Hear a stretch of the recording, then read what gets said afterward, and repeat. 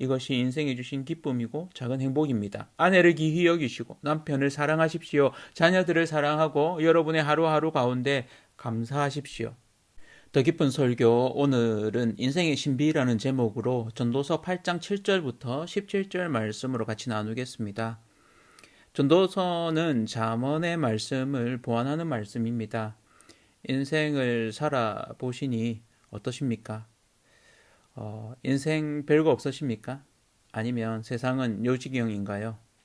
최근에 읽은 책 마흔에 읽는 쇼펜하우어라는 책을 읽고 있는데 이런 구절이 있더라고요. 삶은 진자처럼 고통과 권태 사이를 왔다 갔다 하는데 사실 이 두 가지가 삶의 궁극적인 요소다. 어땠습니까?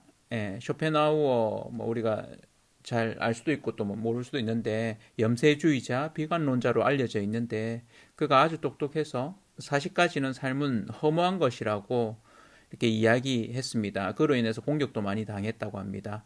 삶을 달관해서 이렇게 그 이후에는 오히려 바닥을 찍어서 그런지 삶의 행복에 대해 많이 말했습니다.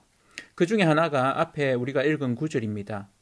이 부분은 너무 가난하면 고통 가운데 있게 되고 너무 부하면 권태 가운데 있게 된다는 이야기입니다. 그래서 인생은 고통과 권태 사이에서 행복하기 위해 노력하는 것이라고 말했습니다. 오늘 전도자라고 말하는 이가 인생에 대해 말하는데요. 인생은 헤벨이라고 말합니다.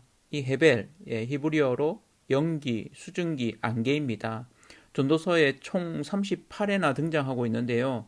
구체적인 구절이 전도서 1장 2절이죠. 전도자가 이르되 헛되고 헛되며 헛되고 헛되니 모든 것이 헛되도다. 소위 이 전도자를 솔로몬으로 보는데요. 그는 왕으로서 영화를 누리고 인생 말년에 3,000명의 국력까지 거느려 보았습니다. 그의 인생에 대해 이렇게 결론 내리고 있습니다. 헛되다고. 왜 그럴까요? 그가 인생 말년에 하나님을 떠나서이기도 합니다. 그래서 자신의 삶이 헛되다는 것을 냉정하게 보는 거죠. 연기와 같다는 표현입니다. 마지막 장인 12장 8절에도 전도자가 이르되 헛되고 헛되도다. 모든 것이 헛되도다. 헤벨입니다. 헤벨. 인생은 연기와 같고 안개와 같다는 것이죠. 잡으려고 하지만 잡히지 않는 것. 뿌옇고 곧 사라져 버리는 것. 인생이 그렇죠. 여러분은 그렇게 느끼지 않으십니까? 인생이 내 뜻대로 다 되진 않는다는 거. 한때는 나도 성공하고 유명하고 잘 나갔는데 이런 느낌들을 받으시지는 않습니까? 전도서에는 이런 구절들이 상당히 많습니다. 대표적으로 1장 14절에 내가 해 아래에서 행하는 모든 일을 보았노라. 보라 모두 다 헛되어 바람을 잡으려는 것이로다. 인생이 참 신기한 게 좋은 때가 있는가 하면 나쁠 때도 있고 모든 것이 다 바람처럼 지나가 버린다는 것입니다.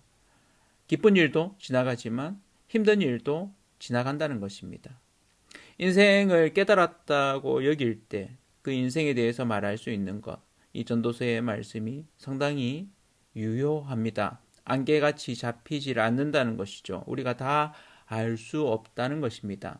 오늘 말씀에도 전도서 8장 8절에 바람을 주장하여 바람을 움직이게 할 사람도 없고 죽는 날을 주장할 사람도 없으니 악이 그의 주민들을 건져낼 수는 없느니라. 여기에 바람이라고 표현되어 있는 히브리어로 루아흐라고 되어 있는데 소위 성령을 표현할 때도 이 루아흐를 씁니다. 호흡, 영혼이라고 불리는데 이것이 바람으로도 번역됩니다. 그래서 바람을 우리가 주장할 수 없다. 그래서 허무하다. 또 우리 뜻대로 다 되지 않는다라고 하는 표현도 되겠지만 뒤에 죽는 날을 주장할 수 없으니 라고 하는 부분하고 연관지었을 때 사람이 영혼을 주장할 수 없다. 그러니까 영혼으로도 번역할 수 있겠습니다. 그런 면에서 인생은 참 오묘하고 신비합니다. 오늘 전도서 말씀을 통해서 인생의 신비에 대해서 두 가지 정도로 같이 나눌까 합니다. 첫 번째는 삶의 아이러니입니다. 인생 가운데 악한 자들이 잘 되고 부하고 오래 사는 것을 보기도 하죠. 전도사도 말합니다. 오늘 본문 전도서 8장 11절에 악한 일에 관한 징벌이 속히 실행되지 아니하므로 인생들이 악을 행하는 데에 마음이 담대하도다. 왜 이럴까요? 이것은 사실 죄의 결과입니다. 하나님을 떠나 있기 때문에 그로 인한 결과들을 보는 것이죠. 인간이 타락함으로 말미암아 악이 번성하게 되었고 그 결과를 인간이 보게 된 것이죠. 악한 자들이 잘 되는 것, 그것이 우리를 힘들게 합니다. 인생 가운데 그런 일들을 보죠. 그렇다면 왜 이런 일들이 세상 가운데 많을까요? 왜 하나님은 악한 자들을 바로 심판하시지 않으실까요? 이 부분에 있어서는 하나님의 성품이 그러하시기 때문입니다. 그들을 참고 있으신 겁니다. 노하기를 더디하시는 하나님이시죠. 하나님이 약속하신 언약을 신실하게 지키시고 변함없는 사랑으로 여전히 사랑하시기 때문입니다. 그 말은 돌려 말하면 돌이킬 수 있는 기회를 주신다는 것이죠. 예수님도 그런 비유를 이야기하셨습니다. 가라지 비유죠. 가라지를 지금 당장 없애시지 않는 이유, 좋은 씨도 없앨 수 있기 때문입니다. 나쁜 것을 없애려다가 좋은 것도 같이 상하게 할 수 있기 때문이라고. 하나님은 노아의 홍수와 같은 심판을 다시는 하시지 않겠다고 약속하셨습니다. 그리고는 무지개를 언약의 징표로 주셨죠. 인생의 아이러니를 받아들이는 것이 지혜입니다. 이 지혜는 인간의 한계를 받아들이는 것이죠. 지혜자가 세상의 지혜를 다 알려고 하지만 다 알 수 없다고 이야기합니다. 오늘 8장의 마지막 절 17절에도 또 내가 하나님의 모든 행사를 살펴보니 해 아래에서 행해지는 일을 사람이 능히 알아낼 수 없도다. 사람이 아무리 애써 알아보려고 할지라도 능히 알지 못하나니 비록 지혜자가 아노라 할지라도 능히 알아내지 못하리로다. 그렇습니다. 세상에 지혜 있는 자가 인생을 다 안다고 할지라도 그는 한계를 가진 인간입니다. 인간은 한계를 지닌 존재이죠. 인생을 더 깊이 이해하려고 하지만 다 알 수가 없습니다. 인생 가운데 일어나는 부조리한 일들, 불의한 일들을 많이 봅니다. 심지어 최근에 뉴스에서 자녀가 부모를 죽이는 일, 부모가 어린 아기를 유기하는 일, 갑작스럽게 60대 노인이 옥상에서 너무 시끄럽게 한다고 해서 가스총을 들고 나와서 발사하는 일이 지난주에 있었죠. 다 이해되지 않는 일들이 있습니다. 나쁜 일을 하고도 떳떳하게 살아가는 일들이 있습니다. 이로 말미암아서 힘겨워하고 혼란스럽기도 합니다. 전도자는 이러한 인생 가운데에서도 이런 삶의 아이러니 가운데서도 행복이 있다고 말합니다. 이런 아이러니를 극복할 수 있는 나름의 비결인 셈이죠. 인생 가운데 참고 견딜 뿐만 아니라 오히려 기뻐하는 일을 이야기합니다. 인생이 다 이해되진 않지만 그러한 삶 가운데서도 이런 삶의 아이러니를 받아들이는 여유를 갖게 해주는 것. 전도서 8장 15절에 이에 내가 희락을 찬양하노니 이는 사람이 먹고 마시고 즐거워하는 것보다 더 나은 것이 해 아래에는 없음이라. 하나님이 사람을 해 아래에서 살게 하신 날 동안 수고하는 일 중에 그러한 일이 그와 함께 있을 것이니라. 인생의 신비에는 이러한 작은 행복이 있습니다. 그래서 우리 삶에 일어나는 다 이해되지 않는 삶의 아이러니를 받아들이게 합니다. 그리고 인생의 행복을 작게지만 누리게 하죠. 소확행이라고 합니다. 인생 가운데 어려움과 고통을 견디며 살아가지만 이런 소확행, 먹고 마시고 즐거워하는 것, 내게 주어진 일을 할 수 있는 것, 이런 행복을 누리시길 바랍니다. 어쩌면 이 시대는 이러한 인생의 아이러니를 많이 겪어서 사람들이 소확행을 많이 누리는 지혜가 생긴 것 같습니다. 여러분도 인생의 소확행을, 작은 행복들을 많이 누리시길 바랍니다. 일을 할 수 있음에 감사하고 내가 감당할 일들을 잘 감당하십시오. 먹고 마시며 친구와 함께 즐거워하는 것으로 기뻐하십시오. 이것이 인생이 주신 기쁨이고 작은 행복입니다. 아내를 기히 여기시고 남편을 사랑하십시오. 자녀들을 사랑하고 여러분의 하루하루 가운데 감사하십시오. 무엇보다 감사는 우리가 하나님의 함께하심, 임마누엘을 느끼게 하는 비밀번호입니다. 감사를 많이 표현하십시오. 그런 감사에 대한 하나님의 응답을 들으려고 애쓰십시오. 가족들에게 감사를 표하십시오. 공동체 분들에게도 여러분의 감사를 표현하십시오. 우리의 삶 가운데 있는 작은 일들 가운데 나를 향한 친구의 배려, 가족의 배려에 대해서 감사하다고 표현하십시오. 경상도 사람들은 이런 표현을 어려워하는데 그런 표현들을 여러분들이 많이 하시길 바랍니다. 그때 이렇게 날 배려해줘서 감사해. 하나님 앞에 그런 감사의 기도를 올려드리십시오. 삶의 아이러니 가운데 우리가 하나님과 함께함을 느낄 수 있는 작은 행복을 넘어서 큰 행복을 경험하게 하는 것이 감사입니다. 하나님이 우리와 함께 하신다는 것을 경험하게 합니다.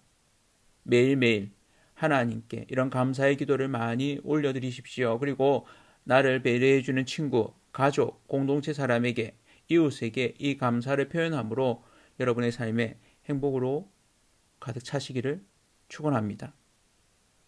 두 번째로 인생의 신비는 삶의 정답입니다. 믿는 이들에게는 삶의 정답이 있습니다. 답정너라는 말이 있죠. 답은 정해져 있어. 너는 내가 하자는 대로 하기만 하면 돼. 라는 뜻입니다. 소위 고집을 피우는 것을 애교 있게 표현한 것으로도 볼 수 있겠습니다. 하나님이 우리에게 하시는 말씀이 답정너입니다. 우리에게 삶의 정답이 있다는 것입니다. 이런 삶의 정답, 전도자는 불쑥불쑥 인생의 신비라고 삶의 아이러니라고 말하는 가운데서도 이 삶의 정답을 말합니다. 삐져나옵니다. 이 땅을 만드신 창조주가 하나님이시고 전도자는 그것을 알고 있습니다. 12절 후반절에 이렇게 이야기하죠. 또한 내가 아노니 하나님을 경외하여 그를 경외하는 자들은 잘 될 것이요. 13절에는 악인은 잘 되지 못하며 장수하지 못하고 그날이 그림자와 같으리니 이는 하나님을 경외하지 아니함이니라. 앞에 악인이 잘 되는 일들을 내가 보았다라고 하는 그런 이야기가 있는 것과는 부딪히는 이야기죠. 서로 배치되는 이야기가 있습니다. 왜 그렇습니까? 삶의 정답을 알고 있기 때문입니다. 그러나 인생 가운데 그런 삶의 아이러니 또한 일어나고 있습니다. 죄의 결과 때문이라고 얘기 드렸죠. 전도서의 주제는 이것입니다. 삶의 리얼리즘. 잠언의 말씀대로 되지 않는 인생의 모습. 악인이 잘되고 의인이 불행한 인생 가운데 있다는 것입니다. 인생이 우리 뜻대로 다 되어지지 않는 부분들을 보게 된다는 것입니다. 하나님의 뜻을 다 아는 것이 힘든 부분들이 있습니다. 그럼에도 불구하고 저자는 삶의 답을 이야기합니다. 전도서는 이렇게 마무리합니다. 전도서 12장 13절이죠. 일의 결국을 다 들었으니 하나님을 경외하고 그의 명령들을 지킬지어다. 이것이 모든 사람의 본분이니라. 아멘. 여러분의 본분을 잘 행하시기를 바랍니다. 이 땅을 지으시고 만드시고 운행해 가시는 하나님을 두려워하고 사랑하십시오. 그것이 우리가 이 땅 가운데 행복해지는, 정말 잘 사는 비결입니다. 왜 이렇게 해야 될까요? 그것은 결국 우리가 하나님의 심판대 앞에 서기 때문입니다. 전도서의 마지막 12장 14절에 이렇게 마무리가 됩니다. 하나님은 모든 행위와 모든 은밀한 일을 선악간에 심판하시리라. 아멘. 우리가 볼 때는 세상이 부조리해 보이고 불완전한 정의로 말미암아 인생을 다 이해할 수 없다고 할지라도 답은 정해져 있습니다. 하나님이 이 땅을 여전히 다스리고 계시기 때문입니다. 인생을 다 이해하지 못할지라도 하나님께 순종하십시오. 모든 것이 합력하여 선을 이루는 것을 경험하시는 저와 성도님들 되시기를 축복합니다. 하나님을 더 알아가시길 바랍니다. 우리가 다 이해할 수 없이 크신 하나님, 그 하나님이 인생 가운데 아이러니를 허락하셨습니다. 삶의 부조리한 가운데서도 행복을 누리십시오. 오늘 여기서 현재를 사십시오. 그뿐 아니라 하나님이 주신 정답, 하나님을 경외하십시오. 하나님의 함께하심을 경험하는 비밀 열쇠 감사를 드리시고 인생의 신비로 인해 더욱 하나님과 함께하시는 하루하루 되시기를 축원합니다.